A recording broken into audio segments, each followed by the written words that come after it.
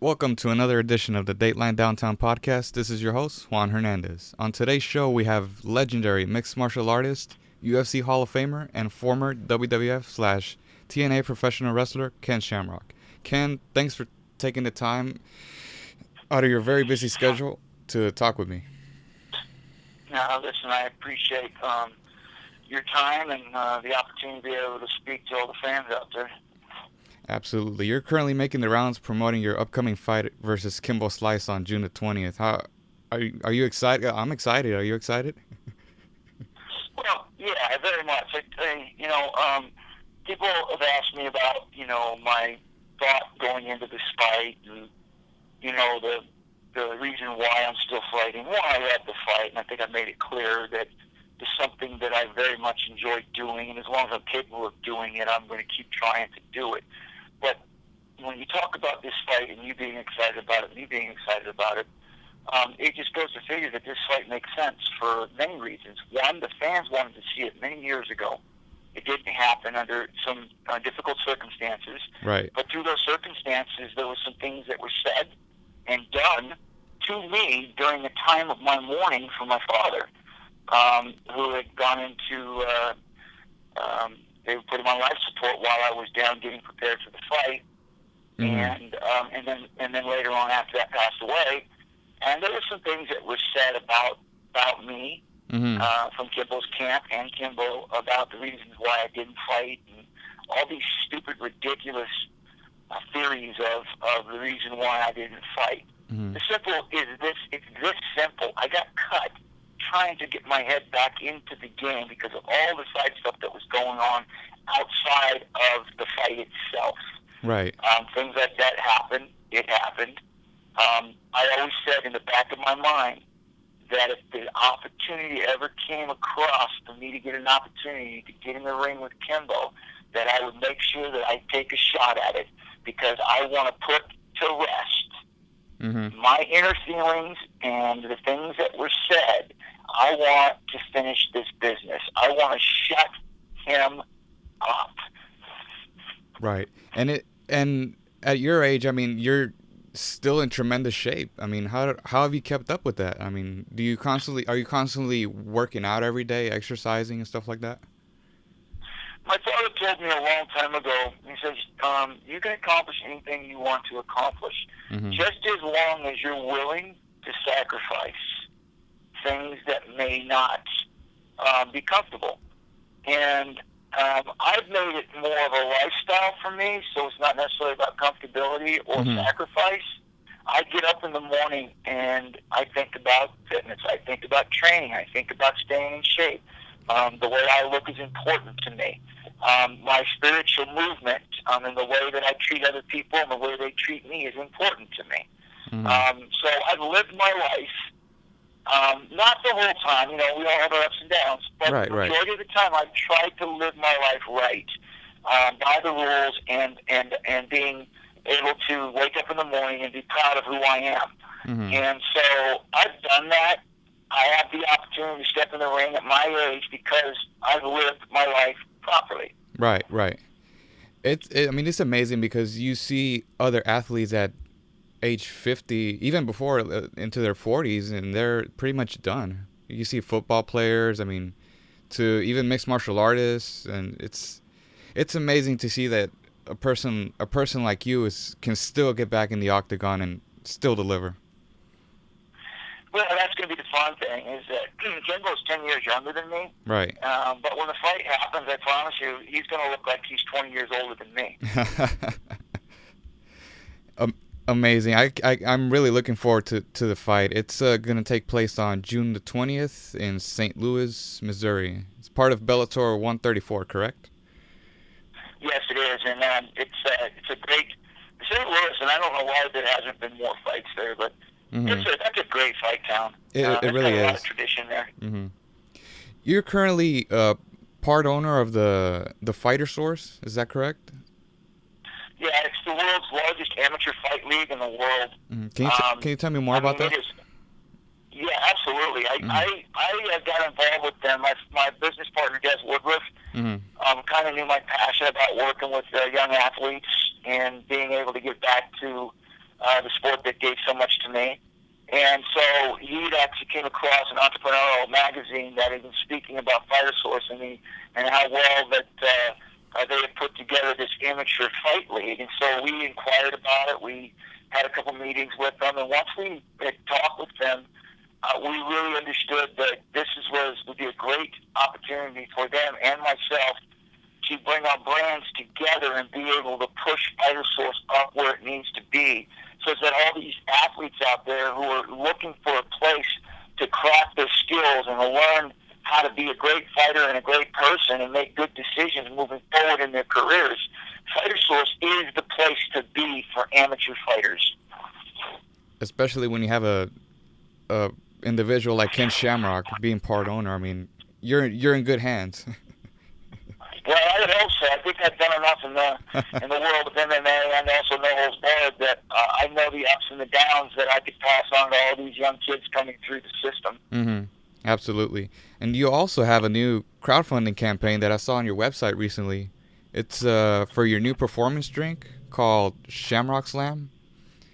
Yeah, it's a fitness performance science drink. Mm-hmm. There's no other drink out there like it. I always thought to myself, if I could make a drink, what would I have in it? What would be the best combination? And so when I had the chemist friend of mine, Michael Leite, offered to make a drink for me, and he asked me, what would you want? So here was a great opportunity and also a dream of mine about making a performance drink that would work for normal, everyday people and also professional or amateur athletes. And so I got to put down what I would like in a drink that I thought would be well-rounded but wouldn't be overloaded. And that's what ShamrockSlam has. I put branched-chain amino acids in it, 2,500. I mean, there's just a whole bunch in there because I believe that muscle has to be built. Right, but at the same time, if you're going to build muscle, you need energy. Mm-hmm. And so I felt like bringing an energy drink to the market that would all build muscle and also at the same time give you energy to be able to go out there and hit those muscles, and at the same time not have to load yourself up with sugar and carbohydrates. So, and I got all kinds of vitamins loaded into this drink also. So when this drink comes out, which will be around my fight time, June 19th, I believe it is, that it's going to be a tremendous drink. I'm using it for my training now, and it is absolutely amazing on the performance I'm getting out of it. So I'm excited about putting this drink out and being able to give back to the fighters and give back to the fans something that would be a tremendous use for all of them. But at the same time, with that drink, there's a good friend of mine who also has this thing called Fight Labs. Mm-hmm. And I'm using the Invincible and Freedom with my ShamrockSlam drink. The combination of those three things has just been tremendous for me being able to stay lean and get big. And that's the ShamrockSlam drink from Fight Labs, Freedom, and Invincible. Those are the three things that, man, has just put me in tremendous shape. Right. It's amazing to hear that you're so invested into this product, because you hear a lot of people nowadays just slap on the name on the label and just make money off of it. But you're taking the product and it's working tremendously for you. Well, it is too, and because it means so much to me, right. I really have been very careful about the release on this. Mm-hmm. A lot of times we were going to move forward and release it, it just didn't feel right. Mm-hmm. I want to make sure that this drink, when it goes out, that everybody has an opportunity to be able to get it and be able to get it easily. I don't want them to have to hunt for it and go through special channels. I want them to be able to just go get it. Right. So for us, when we launched this thing, we were going to make it available to everybody. Mm-hmm. I was surfing through the internet the other day and looking at some of your interviews, and I came across this segment I didn't know you did a TED Talk segment before at the University of Salford in Manchester. That was I was watching the video, and it really resonated with me, because I just started working as a juvenile supervision officer for Harris County here in Houston. It's I gotta say, it was very moving. And which one was that one? The TED Talk segment, I think it was Save Our Children. Yeah, yeah, yeah. And it was something that I was passionate about because my ultimate goal in all the things that I'm doing is to be able to help troubled youth or at-risk kids. I have all my plans are set up. In fact, I've got people working on it. But the end result, when I'm done doing all the things that I'm doing as a pro athlete and also as a celebrity, is that I'm going to build homes for kids, at-risk kids. And they're going to be very nice homes, and we're going to give them a second chance in life. But that's the ultimate goal in Ken Shamrock's, the end result in what Ken Shamrock will be doing with all the stuff that he brings in and the money that he makes is to build homes for at-risk kids and troubled youth. It's amazing to hear that from you. I mean, a lot of people nowadays are with social media, and people are so concerned with who has the next phone or this or that, and you're actually doing something good. You're giving back to the community. Well, you can't take it with you. I'm going to take care of my family, make sure that, I definitely leave stuff to them. But, my really interest here, in the big part of it, in teaching my kids the same thing, is that I've been blessed. I came from a really, really hard past, and people helped me. And it gave me a chance to be who I am today, to be able to have a family and grandkids and all the things that I love so much, that I have an opportunity to be able to turn around and do the same thing at a much bigger level. So everything that I do, all the stuff that I'm doing, and the money that's coming in that I make, at the end of all of this, it will be Ken Shamrock building homes for kids at risk. Right. Growing up, I'm 23 years old, and I grew up watching WWF, of course, back in the late 90s. And you were one of the first wrestlers I came across with and took a liking to. What was the transition from MMA to professional wrestling like for you? I mean, you were, I'd say, the first one that actually did that.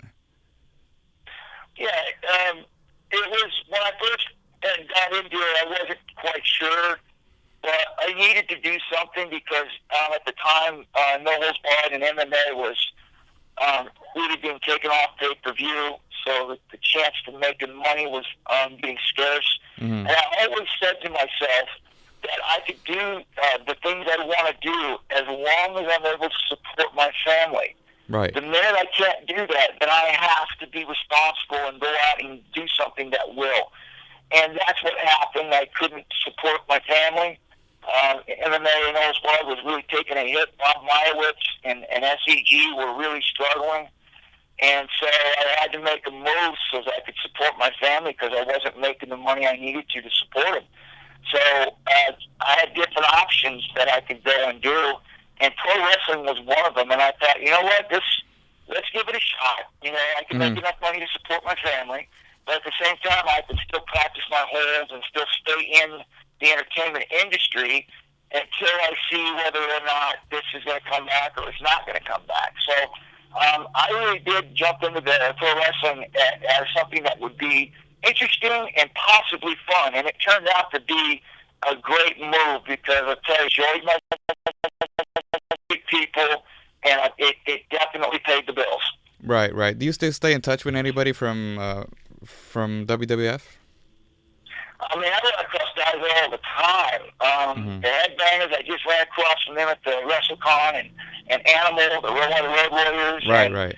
I mean, Sonny, I run across all kinds of people doing these different events to meet the fans, meet and greet fans. So I still run across a lot of them, and it's good to see them. And, the funny thing is there's not too many of them. Of course, there's a few of them, but most of the people that I had worked with, that I was around at the time, it seems like most of them all kept themselves in great shape, and it was good to see them.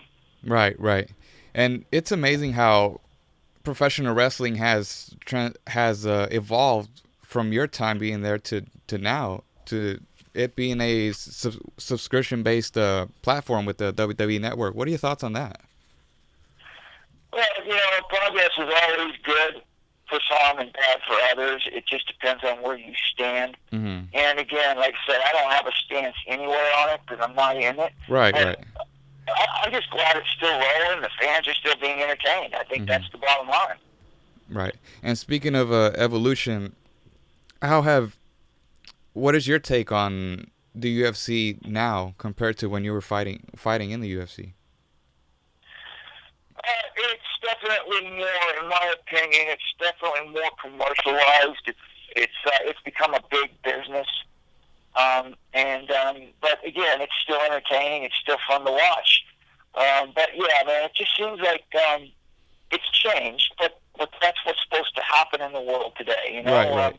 My generation, we liked certain things, which was the unknowing and the different styles against different styles. And now it's like everybody's the same, but yet people still love it because they get to know a certain athlete or fighter, and they go behind them like they would NFL or boxing or anything else. So it's definitely changed, but it's still a good product. Right. It seems like people like fighters like you and Royce Gracie set the benchmark for what the UFC is today. Well, no question. I mean, it's definitely not what it was when we were in it, definitely. But it's definitely holding its course, and it's getting more popular all the time. Right, right. Before we wrap up, I just want to ask for any future plans that you have post Kimbo Slice. Right now, just like I said, I'm not ignorant to know that I've got a few more of these left in me to have fun and enjoy life. Mm-hmm. So right now, really, my direction right now is, obviously win my fight, and then probably one or two more after that to really go out there and have fun and enjoy myself before I say, okay, that's it. But until that time, I'm also working on all my business ventures and making sure that when I step away, that I'm going to stay busy doing things that I love to do, and two, that I accomplish my goals, which is at the end of all of it, being able to make enough money to be able to build homes for kids that are at risk. Right, right. And any advice you may have for upcoming MMA fighters, athletes, or just anybody in particular? You're just making sure that you're making good decisions on your careers, because you can't. It's definitely changed. You're not going to fight in it for more than probably 5 to 8 years. You probably got a good time of really making good money for 3 to 4 years. Right. So just make sure that you're building a pretty comfortable savings around you while you have the opportunity. Mm-hmm. Especially in a world like today, where the economy is up and down, and you really don't want to splurge on things. So, Ken, thanks again for taking the time to talk to me today. I mean, it's an absolute pleasure. I grew up watching you wrestle and even fighting in the UFC. It's amazing. I was maybe maybe 6 or 7 when I was coming up watching you. It's been a pleasure. Well, I appreciate it, man. I thank you for having me on, and to the fans out there, man, I appreciate the support. And make sure you go to my website, KenShamrock.com. And I have a blog that I'm doing once a month, that will explain my training. It will have videos up there of things that I've been doing through the month. And you can follow me through all this until my fight. You just go to my website, KenShamrock.com, go to the contact page. After you read my blog, you can leave your comments on what you think, and I'll get back to you, or I'll read them, and I'll definitely get back. So appreciate all the support, and man, this is going to be fun. It's going to be a fun journey. Absolutely. I'll be rooting for you to beat Kimbo Slice at Bellator. Well, I appreciate it. Thank you. Thanks again, Ken. You have a good day. All right. God bless. You too. Bye-bye. Well, there you have it, folks. My phone interview with legendary mixed martial artist Ken Shamrock.